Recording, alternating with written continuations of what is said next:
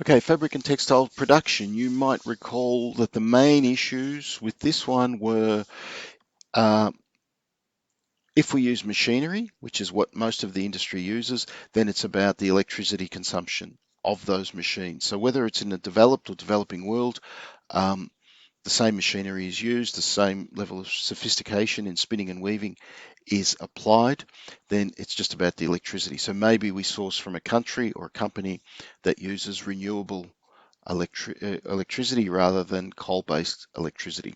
Or it could be about efficiencies in machinery, finding more efficient ways to spin and weave fabric and yarns. The alternative then was Jenny. Do you remember Jenny down here?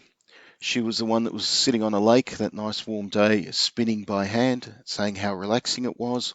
We also looked at a video from India in the tutorials where the weaver in that case was saying how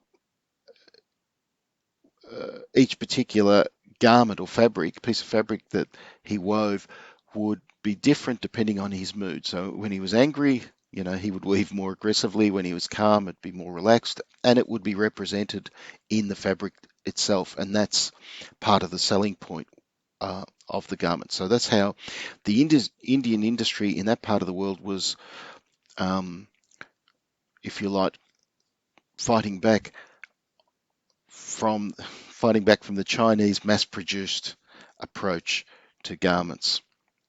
Remembering, if you do go down this path of hand making or hand spinning and weaving, the question is, how do you actually apply that to a Kmart, a Sports Girl, a Maya, where you've got limited quantities? There's going to be variation in the consistency of the quality, and the price is going to be a little bit higher.